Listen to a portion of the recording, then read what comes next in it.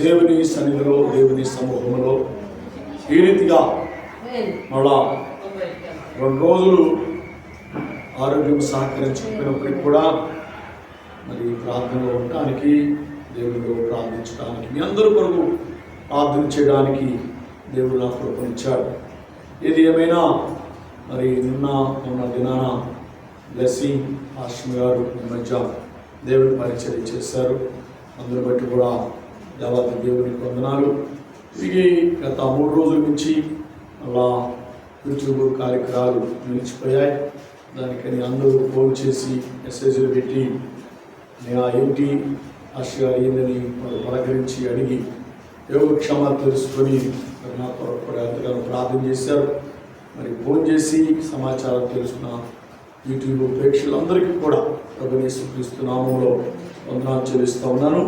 పిల్లరా, మరి గత 4 రోజుల నుంచి దేవుని యొక్క వాక్యంలో నుండి మనం ధ్యానం చేస్తూ వస్తున్నాం. 1 కొరింథీయులకు రాసిన పత్రిక 13వ అధ్యాయం 7వ వచనంలో మన జ్ఞాపకం చేసుకున్నాం. ఈరోజు కూడా అదే వాక్యాన్ని మీ మనసుకు తెస్తాను. మీరు అన్నిటినీ తాళుకొను. ప్రేమ ఏం చేస్తుంట?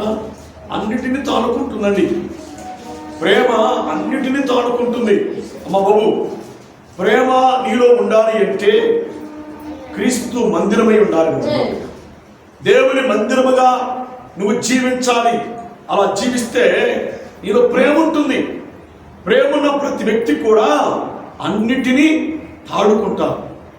దేనిలో కూడా ఉప్పొంగరు, దేనిలో కూడా అసమాధానం ఉండరు, దేనిలో కూడా శాంతి లేకుండా, మనశ్శాంతి లేకుండా వారు జీవించరు. పిల్లలు, ప్రేమ ఉంటే అన్నిటినీ తాడుకుంటుంది. మూలవాక్యంలో రాబడి మాట తెలుసా? అన్నిటినీ కప్పుతుందంట. అన్నిటినీ చేస్తుంది. తాళటమే కాదు, కప్పివేస్తుంది, కప్పేదిగా ఉంటుంది. పిల్లరా, దేవుని మందిరం అనబడే మనము అన్ని విషయాలలో కప్పుకొని, తాడుకొని, తగ్గించుకొని మనము జీవించినప్పుడే మన ఉపవాస ప్రార్థనకు దేవుడు ఆశీర్వదకరంగా మారుస్తాడు. ప్రార్థన నుండి నేను ఎక్కడ తాళను, నేను ఎక్కడ కప్పుకోను, నేను ఎక్కడ ప్రేమ కలిగి ఉండను అనుకుంటే నీ ప్రార్థన నిష్ప్రయోజనమైపోతుంది. నీ యొక్క భక్తి జీవితము నిష్ప్రయోజనమవుతుంది. పిల్లరా, అది కుటుంబ సభ్యుల విషయంలో కానివ్వండి, ఇరుగు పొరుగు వారి విషయంలో కానివ్వండి, తల్లిదండ్రుల విషయంలో కానివ్వండి, అత్తమామల విషయంలో కానివ్వండి, ఆత్మ సంబంధమైనటువంటి సంఘ విషయంలో కానివ్వండి, అన్ని విషయాలలో మనం ఏం కావాలి? తాడుకోవాలి. తాడుకునే మనస్సు నువ్వు కలిగినప్పుడే ప్రేమ నీలో వస్తుంది. ఆ ప్రేమ ఉన్నప్పుడే నువ్వు దేవుని మందిరం అనుకుంటావు. దేవునికి స్తోత్రం. హల్లెలూయా, హల్లెలూయా. చూడండి, ఇక్కడ మనం 4వ వచనం గమనం చేస్తే 13:4లో ప్రేమ దీర్ఘకాలము సహించును. ఎప్పటి వరకంట? ఎప్పటి వరకమ్మా? ప్రేమ దీర్ఘకాలం అంటే ఏంటి? నువ్వు బ్రతికినంత కాలము సహించాలి. హల్లెలూయా. దేవుని బిడ్డగా, దేవుని మందిరముగా నువ్వు ఉండాలనుకుంటే దీర్ఘకాలము, దేవుడు నీకు ఆవశ్యించినంత కాలము నీ తల్లిదండ్రులు ప్రేమిస్తావో, నీ అత్తమామను ప్రేమిస్తావో, నీ తోబుట్టు వారిని ప్రేమిస్తావో, లేక ఆత్మీయ సంఘాన్ని ప్రేమిస్తావో, లేక ఇరుగు పొరుగు వారిని ప్రేమిస్తావో తెలియదు. కానీ దేవుని వాక్యం సెలవిస్తుంది, ప్రేమ దీర్ఘకాలము సహించాలి. అప్పుడే దేవుని మందిరం అనబడే నీలో దేవుని ఆత్మ నివాసం చేస్తుంది.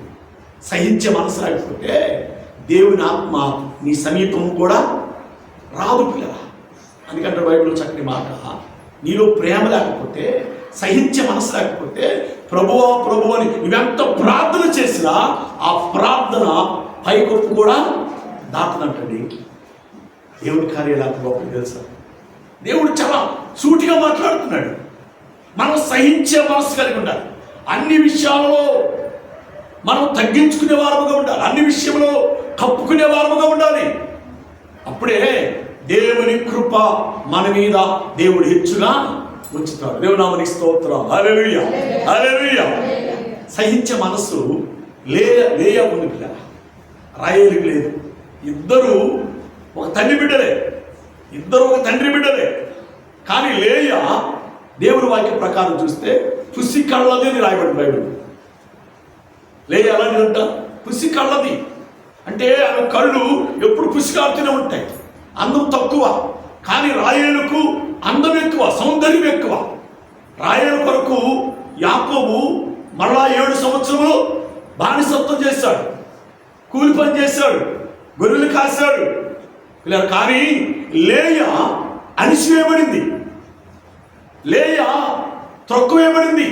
కారణం ఏంటి అంటే చెల్లిలే అవమానపరిచింది, చెల్లిలే నిందించింది, భర్త కూడా తనను చిన్నచూపు చూశాడు.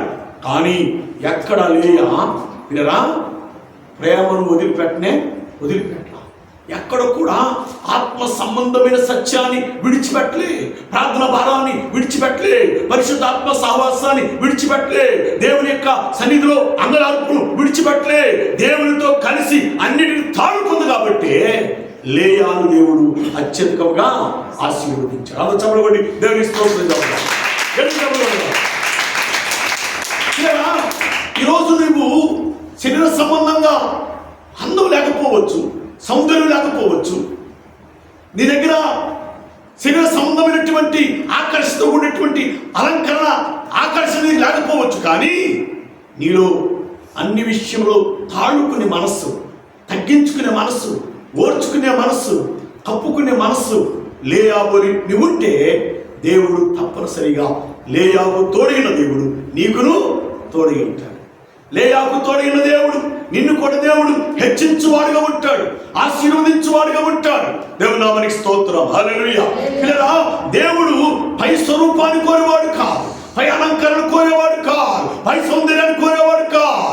దేవుడు హృదయ అంతరంగములను ఎరిగిన దేవుడు అని దేవుని వాక్యము ద్వారా దేవుడు మనతో మాట్లాడుతున్నాడు. రాత్రి అన్ని విషయాలలో మనం తగ్గించుకోవాలి. ప్రేమ మనలను పరిపాలన చేయాలి అంటే, ప్రేమలో మనము దీవించబడాలి అంటే, ప్రేమలో మనం ఆదరించబడాలి అంటే, ప్రేమలో మనం ఆశీర్వదించబడాలి అంటే బాబు మనం అన్నిటినీ కప్పే వారంగా ఉండాలి, అన్నిటినీ అణుసుకునే వారంగా ఉండాలి. ఏ విషయంలో కోప్పడకూడదు. లేయాను సొంత చెల్లెలే ఎగతాళి చేసింది, హేళనకరంగా మాట్లాడింది, దూషణకరంగా మాట్లాడింది. భర్త కూడా తనను చిన్న చూపు చూశాడు, అయినా కూడా ఎక్కడ భయపడలేదు, ఎక్కడ కూడా అదరలేదు, ప్రేమను పోగొట్టుకోలేదు. కానీ రాహేలు సౌందర్యవంతురాలే, కానీ అన్ని విషయాలలో అదిరిపడింది, అన్ని విషయాల్లో గర్వించింది, అన్ని విషయాల్లో తిరస్కరించింది, దేవునికి భయపడకుండా ఇష్టానుసారముగా ప్రవర్తించింది. కాబట్టి రాహేలు ద్వారా ఆ కుటుంబానికి శాపం వచ్చింది. సహోదరి సహోదరా, ఎప్పుడైతే తగ్గించుకుంటావో అప్పుడు దేవుడు నిన్ను హెచ్చిస్తాడు. ఎప్పుడైతే వెచ్చించబడతావో నువ్వు తగ్గించబడతావు. లేయా తగ్గించుకుంది, రాహేలు హెచ్చించుకుంది. ఈ అనుభవంలో మనం ఉన్నాం. ఉపవాస దినాలలో మనం ప్రార్థన చేస్తున్నాం. తగ్గింపున కొంచెమందా? అత్తమామను గౌరవిస్తున్నామా? తల్లిదండ్రులను గౌరవిస్తున్నామా? అన్నదమ్ములను గౌరవిస్తున్నామా? అక్కజలను గౌరవిస్తున్నావా? ఎలాంటి అనుభవాలు నీవు ఉన్నావో ఈ రాత్రి నీకు నీవే పరీక్షించుకోవాలి అని పరిశుద్ధాత్మ దేవుడు నీతో మాట్లాడుతున్నాడు. దేవుడు మనకి మహిమ ఘనత కలుగును గాక. హల్లెలూయా, హల్లెలూయా, హల్లెలూయా. పిల్లరా, ఈ రాత్రి పరిశుద్ధాత్మ దేవుడు నీతో మాట్లాడుతున్న మాట ఏంటంటే అన్నిటినీ తాడుకోవాలి, అన్నిటిని భరించాలమ్మా. క్రీస్తును కలిగిన వారికి ఎన్నో శోధనలు వస్తాయి, ఎన్నో శ్రమలు వస్తాయి, ఎన్నో నిందలు వస్తాయి, ఎన్నో అవమానాలు వస్తాయి.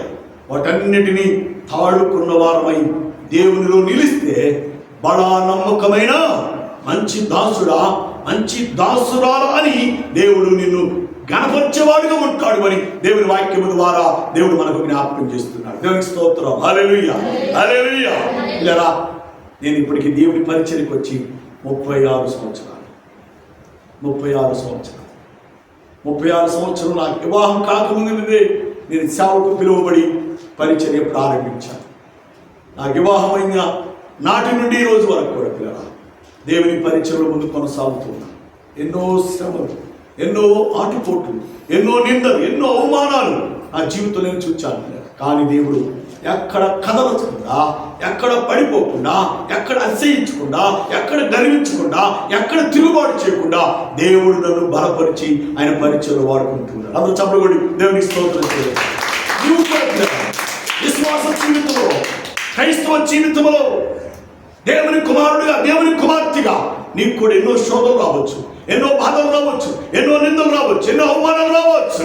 కానీ దేవుని చేయి విడిచిపెట్టమాకండి, దేవుని ప్రేమను వదిలిపెట్టమాకండి, దేవుని ప్రేమకు దూరం కావకండి. దేవుని ప్రేమలో నిలిచి ఉంటే నువ్వు అన్నిటిని తాడుకుంటావు. హల్లెలూయా, హల్లెలూయా, హల్లెలూయా. అప్పుడే మనము దేవుని మందిరం అవుతాం. అప్పుడే దేవుని ఆత్మ మనలో నివాసం చేస్తుంది. దేవుని మందిరం అనబడి మనం ప్రేమను గలవారముగా ఉండాలి. ఎక్కడ తిరస్కరించకూడదండి. వయసులో చిన్నోడైనా పెద్దోడైనా ఎవరిని మనం ఎదిరించి మాట్లాడకూడదు. ఏదైనా దేవుడు చూస్తున్నాడనే నమ్మకంతో మన ప్రయాణాన్ని కొనసాగించాలి. మన విశ్వాస జీవితాన్ని మనం నడిపించుకున్న వారముగా ఉండాలి. అంతేగాని ఒకరినొకరు విమర్శించుకుంటూ, ఒకరినొకరు కించపరుచుకుంటూ, ఒకరినొకరు దూషించుకుంటూ, ఒకరినొకరు అపహాసపరుచుకుంటూ, ఒకరినొకరు నిందించుకుంటూ ఉంటే మనము దేవుని ప్రేమను పొందేవారు కానే కాదు. హల్లెలూయా, హల్లెలూయా. అందుకే యేసుక్రీస్తు చెప్పిన మాట తెలుసా? ఒక చెంప కొడితే మరొక చెంప చూపించి పేతురు, ఎందుకు తొందరపడతావు? ఎందుకు తొందరపడతావు? మనం యుద్ధానికి వచ్చిన వాళ్ళం కాదు, ప్రేమను పంచడానికి వచ్చిన వాళ్ళం, ప్రేమను అందించడానికి వచ్చిన వాళ్ళం. మనం ఈ లోకాన్ని మనం ప్రేమించాలి. అందుకని అంటాడు యోహాను సువార్త 3:16 అంటాడు, దేవుడు లోకమును ఎంతో ప్రేమించను కాగా తన అద్వితీయ కుమారుని యందు విశ్వాసముంచు ప్రతివాడును నశింపక నిత్య జీవము పొందుతారు. దేవుని స్తోత్రం, హల్లెలూయా. మనము ప్రేమిస్తే వారు నిత్య జీవం పొందుతారు. అదే ప్రేమ. బాబు, ప్రేమలో అనిశ్చయత ఉండదు, ప్రేమలో దేశం ఉండదు, ప్రేమలో కక్ష ఉండదు. ప్రేమే ఉంటుంది. ఆ ప్రేమ ఎప్పుడు వరకు ఉంటుందంటే దీర్ఘకాలం సహిస్తుంది. మనం సహిస్తున్నామా? లేదా చనిపోయిన వరకు ఆమె సహిస్తూనే ఉందండి. ఎంత నిందించినా, ఎంత అవమానపరిచినా, ఎంతగా గాయపరిచినా కూడా మారు మాట్లాడేదండి. దేవుని వాక్యంలో మనం చూస్తే ఎక్కడాని తునకరించి ఎదుటి వారిని బాధాకరంగా మాట్లాడినటువంటి సందర్భం బైబిల్లో రాయబడలేదు. కారణం తెలుసా? లేయా అంత ప్రేమ కలిగినది. ఆమె హల్లెలూయా. కానీ జనుల ప్రేమ ఆమె పొందలేకపోయింది. జనుల ప్రేమకు ఆమె నోచుకోలేకపోయింది. భర్త ప్రేమకు ఆమె నోచుకోలేకపోయింది. తోబుట్టు వారి ప్రేమకు ఆమె నోచుకోలేకపోయింది. కుటుంబ సభ్యుల ప్రేమకు ఆమె నోచుకోలేకపోయింది. కానీ క్రీస్తు ప్రేమ ఆమెను ఎంతగానో బలపరిచింది. అందరూ చెప్పబడి దేవుని స్తోత్రం. క్రీస్తు ప్రేమ ఆమెను ఎంతగానో ఓదార్చింది.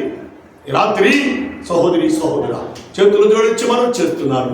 లోకంలో ఎవరు నిన్ను పట్టించుకోకపోయినా, నీ కుటుంబ సభ్యులు నిన్ను పలకరించకపోయినా, నీ కుటుంబ సభ్యులు ఆదరించకపోయినా, యేసయ్య ప్రేమ మాత్రం నిన్ను ఎన్నటికీ ఎడబాయదు అని దేవుని వాక్యము ద్వారా దేవుడు మనకు జ్ఞాపకం చేస్తున్నాడు. ఈ రాత్రి సహోదరిని ముగించుకుంటున్నాను. ఉపవాసం ఉన్న మనం అణిచివేసే వారంగా ఉండకూడదు. మా బాబు, అన్ని విషయాలలో మనము తాడుకునే వారముగా ఉండాలి. అన్ని విషయంలో తగ్గించుకునే వారముగా మనం ఉండాలి. అన్ని విషయంలో భరించే వారముగా మనం ఉండాలి. దేవునామానికి మహిమ ఘనత కలుగునుగా. అమ్మ బాబు, లేయా అన్ని విషయాలు భరించింది. అన్ని విషయాలు భరించింది. ఎంత భరించిందంటే ఆమె మరణం వరకు భరించింది, మరణం వరకు సహించింది కదా. మరి మనం ప్రార్థనకు వచ్చినప్పుడే ప్రార్థనకి పోయిందంటే వాళ్ళ యథాప్రకారం లోకంలో ఉండిపోతాం, లోకాచారాలు పాటిస్తాం, లోక మాటలు మాట్లాడుతాం, శరీరేచ్ఛలు మాట్లాడతాం, శరీర సంబంధమైన కార్యాలు మాట్లాడతాం, సాతాను కార్యాలు తలదూరుస్తాం. అలాంటి బ్రతుకు కాదు అని ఈ రాత్రి పరిశుద్ధాత్మదేవుడు నీతో మాట్లాడుతున్నాడు. ప్రభు ప్రేమలో మనం ఉన్నాం. ప్రభు ప్రేమను మనం కలిగి ఉందాం. ప్రభు ప్రేమ సహించేదిగా ఉంది కాబట్టి మనం కూడా సహిద్దాం. క్రీస్తు యొక్క రాజ్యానికి, పరలోక రాజ్యానికి మనం వారసులుగా, హక్కుదారులుగా మలచబడి దేవుని మేలును పొంది నిత్య రాజ్యానికి వారసులు కావాలని ప్రభు పేరట ప్రభు నామములో మనం చేస్తున్నాం. దేవుడి వాక్యమును, ఈ మాటలను దేవుడు మనందరి కొరకు దీవించి ఆదరించి ఆశీర్వదించును గాక. ఆమేన్, ఆమేన్, ఆమేన్. తలలు వంచండి, ప్రార్థన చేద్దాం.